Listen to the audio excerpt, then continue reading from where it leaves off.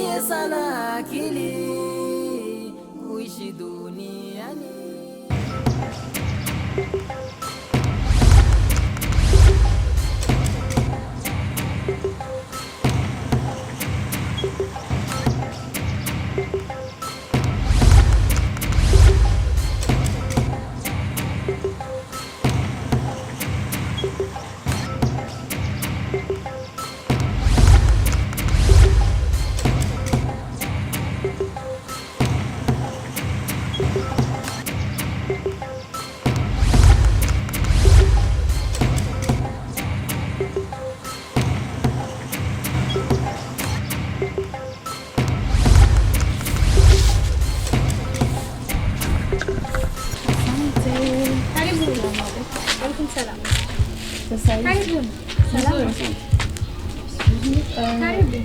Asante.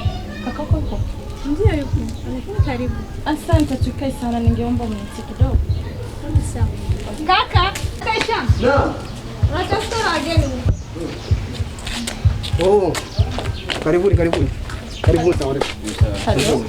Karibuni. Yes, sweetheart. Safi tu, nimeamka salama.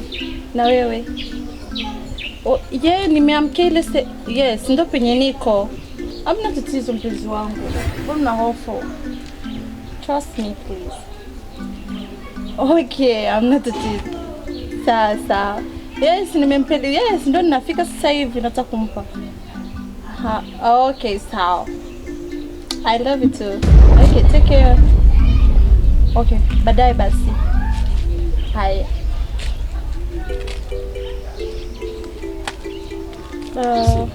Excuse me. Nilikuwa na decide. Bashako. Samahani, mzigo gani? Mna nini? Mna tatizo gani? Please. Chukua then tutazama, huna macho. Mna nini tuna? Tumari twako. Yes. Hapana. Okay. Yes. Kuna nini? Mtokeni. Kwani wao mtu? Kuna nini unaona? Ndio mahali kweli? Yes, kuna cha ajabu. Na kwani sasa ufanye hivyo? Sio pesa zako hizo. Hela hizo na hela ni zako na wewe ndio tunazokuletea. Kwani mimi niombe nahitaji pesa lakini unahitaji nini? So, unahitaji nini? Na tukusaidie nini? Lakini muda mchache unafika kama unasahau mipango yetu. Nasema. Tutabakiza muda mchache tufunge ndoa lakini. Acha mimi nifahamishe. Sikiliza. Mali yako kisi ulivyotoa. Ndoa hayo tumekuletea. Sasa chukua pesa zako uende ukahesabu ndani, kama ukuta tuenei utapiga simu tutakuletea za kukosa. Sawa. Basi acha masihara bwana. Acha masihara basi. Masihara afanye na dada yako, sio mimi. Ninachokuletea hapo ni ukweli na ukisoma ukikutana hakienei utanipigia simu. Then nitamtuma kakangu atakuletea zaidi. Okay, pamoja na hivyo lakini hata kama mbona mahali sisi tulivyoleta kwenu tumeleta na heshima tu. Tumpatie usazisungura. Sikiliza. Acha mimi nifahamishe. Sikiliza. Hakuna maswali ya utazisungura wala utazisongoro, sio utazinani. Chukua bahasha yako, ingia ndani uhesabu tumari twako, ukuta tuenei. Utasema tukuongeze. Yeah. Na kama unahitaji za zaidi ya hizo utasema wakupe. Yes, sawa? For information, okay? Kwa sasa hivi. From now kuanzia huyu muda. Fahamishe. Sihitaji simu yako. Sihitaji message kutoka kwako. Unanisikia? Fungua masikio yako nielewe. Sihitaji message, sihitaji simu. Kuna ubaya gani? Kumetokea nini lakini? Bado sikuelewi. Kila lenye mwanzo lina mwisho. Na mwanzo wa maisha ya binadamu ni kuzaliwa na kufa. Na mapenzi ya mimi na wewe yalikuwa na mwanzo na huyu ndio mwisho. Alafu sikiliza kwanza nikwambie kitu kidogo. Hivi ukinitazama mimi na wewe, ukanitazama vizuri kwa umakini zaidi. Look at me very well. Alafu nitazame kwanza vizuri, alafu ujitazame na wewe. Unaona mimi na wewe? Unaona kweli tunalingana mimi na wewe? Unaona tuko hadhi moja. Kwanza msifanye mambo kama hayo. Sikufanyii mambo kama hayo. Na mahali tumeahidiana yote mwisho ni haya. Sikiliza nikufahamishe. Usimsikie kaka yako. Sikiliza nikwambie kitu. Alafu kaka unajua mwanamume mwenzangu. Mwanamume zako kitu gani wewe? Kama ndio anatokea anaanza kutoka na wewe. Kila mambo na kifuko chake na mwanamume anachukunaga penye anafikiria. Wewe ukijiangalia wewe na babangu naona mko sawa. Sawa, nashukuru sana, nashukuru. Nashukuru, asante. Please, ninavyokuambia usinipigie simu, usiniandikie message because I don't have time to talk with someone like you. Asante. Unanisikiliza? Nashukuru. I don't have time to waste, okay? Time is money. Ya kuingia hapa. Haya, samahani. Nasim, msikilize kwanza. Excuse me. Don't touch me. Nasim, msikilize kwanza. Usirudi kunigusa. Unajua thamani ya nguo? Thamani ya nguo unajua? It's from Dubai. Please. Na nimekuja juu mpandishe nifike na chana wakuja tena watandika wote hapa. Kweli unazikwa, uongo wapambiwa, tajiri ndiye muungwana, fakiri ni tahira. Inabidi uwe makini, utumie sana akili. Kuishi duniani ni kupambana na mitihani. Kuishi duniani ni kupambana na mitihani. Inabidi uwe makini, utumie sana akili. Kuishi duniani ni kupambana na mitihani. kijana karibu yani marhaban bika wa bima ji'ta bihi, yani karibu kwangu hapa na yale ambayo ulikuja nayo. Karibu. Ustazi, mimi niseme kwamba sikuja kwa kheri. Ujio wangu mimi hapa, ustazi wangu, nimekuja kwa masikitiko makubwa sana. Ustazi, nafikiri tunafahamiana sana muda mrefu sana. Alafu tumeshashirikiana katika mambo mengi sana ya kheri. Tumeshasaidiana mambo mengi sana mazuri. Ila nasikitika sana kuona kwamba ule uhusiano wetu unapokwenda siku babaya sana, kutokana na jambo dogo sana ambalo ulikuwa umeshafaulu ila umeirudia nyuma, umenisambua mwenyewe. Mimi nafikiri bila kupoteza muda, mimi nilipokuja kwako katika kuamini na kuheshimu, nilikuwa nimekabidhi mahari yangu sawa na kile ambacho tulikuwa tumeongea na mwanamke, pamoja na kuwa kimezaraulika, pamoja na kuwa nimerudishiwa kwa dharau ya hali ya juu, kwa wale ambao nilikuwa sitegemei, nikakukabidhi kwa heshima na adabu na taadhima, ukanipelekea kwenye ile familia na mambo yakawa mazuri. Sasa kinachoshangaza au kinachosikitisha ni kweli yule mzee anaweza kuwa labda amechangia katika hili ama lile, ila kinachouma zaidi, sikitisha, wewe huyu ambaye umempeleka mahali kule, umetokea kutoa mchango wako mkubwa sana ili uchumba wangu mimi na Nasibu uweze kuharibika. Imenichukua muda mimi kuamini hilo, imenichukua muda mimi kukubaliana na hayo, kwamba kweli wewe ustadhi ambaye mimi ninayemfahamu unaweza ukatoa mchango kama huyo wa kusambua uchumba wangu mimi. Naumia sana, na nilikuwa sitegemei kama ustadhi wewe leo unaweza kunisaliti eti kwa sababu labda mimi maisha yangu ya kawaida, sina magari, sina mapesa mengi sana ya ajabu. Sawa, ile mimi naridhika na maisha yangu. Kijana, shutuma zako zina nafasi, hazina ushahidi. Tena ni utovu wa nidhamu kuvulia watu heshima zao hapa. Sikia nikufahamishe, asema Allah subhanahu wa ta'ala baada ya isti'adha wal basma. Sikiza vizuri, in ja'akum fasiqun binaba'in fatabayyanu an tusibu qauman bijahala. Maana Mwenyezi Mungu akikujieni mtu ambaye ni fasiki, mtu mbaya, ukatakuuliza habari za mtu hapa, lazima uje na ubainifu ambao ni uhakika. Hizo shutuma zako kwanza punguza tafadhali. Ustazi, tuna heshima zetu hapa sisi. Ni kweli unaheshima kabisa, hicho sikatai. Na maneno naweza kuzungumza hapa ya Allah ni kweli sahihi kabisa, hana mchanga ndani yake, hana shaka kabisa, na yakubali 100%. Na nakuhakikisha kwamba mimi ninachokizungumza na ushahidi 100%, wala sibahatishi.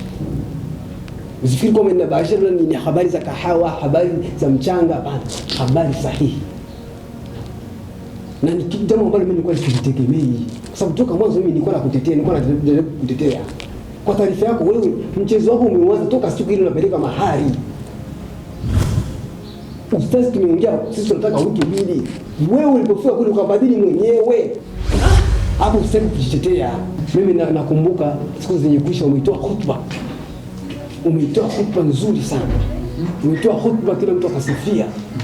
Ambapo umezungumza mwenyewe kwamba haijuzu, ni haramu mtu kuingiza mahari, kupeleka mahari ambapo kuna mahari nyingine. Kwa kauli yako umetamka kwenye mimba, tumekufuata 100%.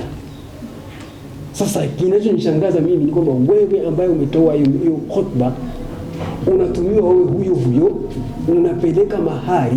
Laiti mimi ningeelewa endapo kule Nasimu ambaye alipeleka mahari kwa Nasimu ilikuwa ni mwingine mtu, ila sivyo. Wewe mwenyewe kwa mikono yako miwili nimekukabidhi mahari yangu. Uongo? Sijakataa. Ukapeleka mahari yangu 700,000 kwao na Nasimu. Sawa na msukumo ambao umesema kama imetokea sawa.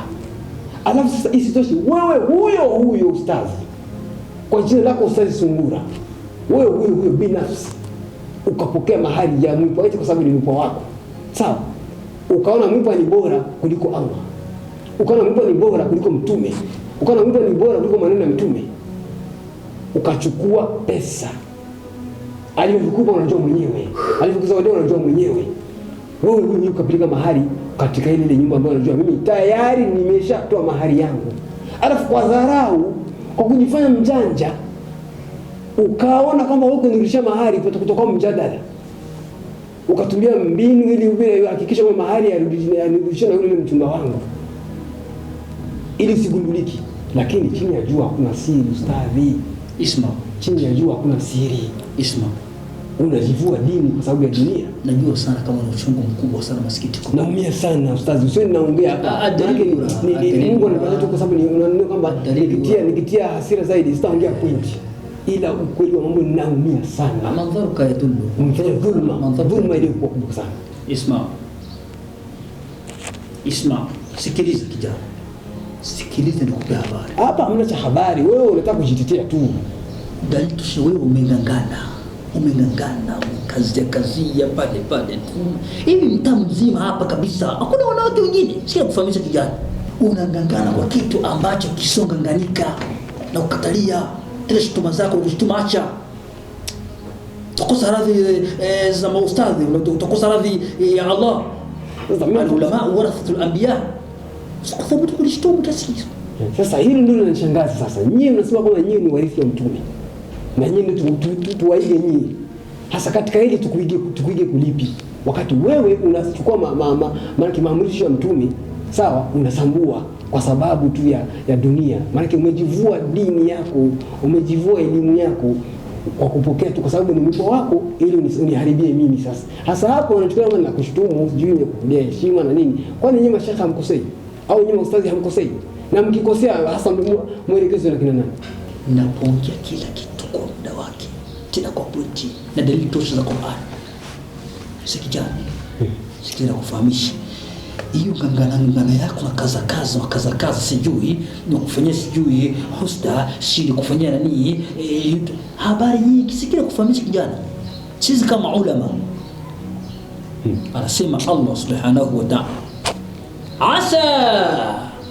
asa huenda an tuhibbu shay'a wa huwa sharrun la, wa asa an takrahu shay'a wa huwa khairun la. Maneno matukufu kijana, sikiliza vizuri. Hana maneno yasiyopingika. Anasema Allah mtukufu, anasema Allah, unaweza ukakipenda kitu, tuhibbu shay'a, ukapenda kitu fulani, wa huwa sharrun laka, kumbe shari kwako. Unanifuata? Au kalichukia jambo, kumbe ni khairi kwako. Sasa hapa kuwa makini. Acha kungangana kijana, mbona ngangana? Haya mafunzo ya Mwenyezi Mungu hawasikii. Nganganaji wako wewe utaki kuachilia na kupuuzi na kushauri utaki kusikia. Aya za Mungu zinashuka, hautaki kusikia. Utakiona ngangana.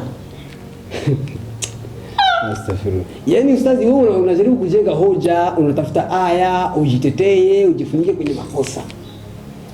Wewe sasa hapa katikati wewe umejuaje kuwa mimi yule mwanamke ni shari kwangu au kama ni kheri kwangu? Wewe umejuaje? Una ilmu la ghaib? Una ilmu la ghaibi? Na kuuliza safi kabisa, safi kabisa. Sikiliza kijana, sikiliza. Nasikiliza. Uliponiagiza kwenda katika ile nyumba ile, awala ni mwanzo pale kimandhari kiinje, yani kikharijia, kiinje malabisiha, mavazi yake mavazi yake ni ya heshima nini, niko na anakufaa. Ila nyuma pale kidogo nyuma kabadilika, kaanza visa, nikakuwa na mshangao.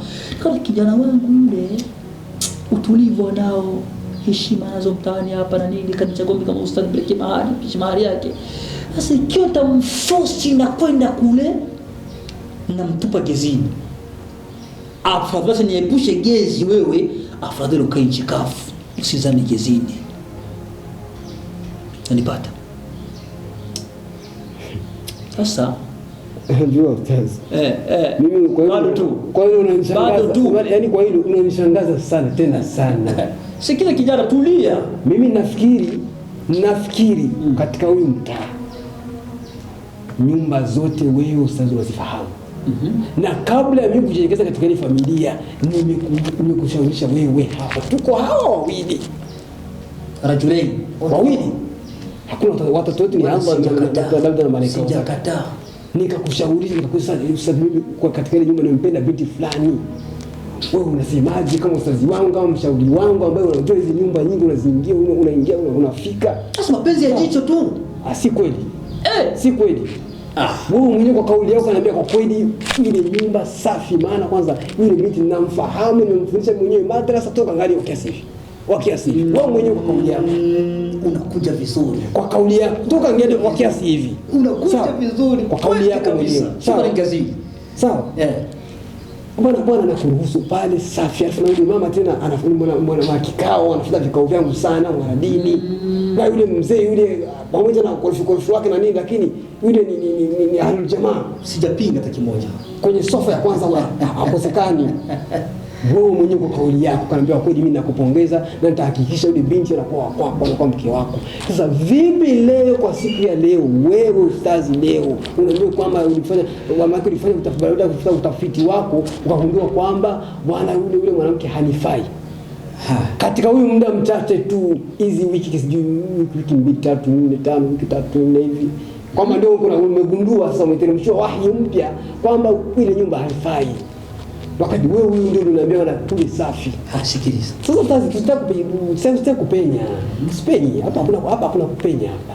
Kuna kupenya. Kwanza atakuwa hauna. Hapana kupenya ustazi. Atakuwa hauna. Ni kweli ulipopenda kijicho.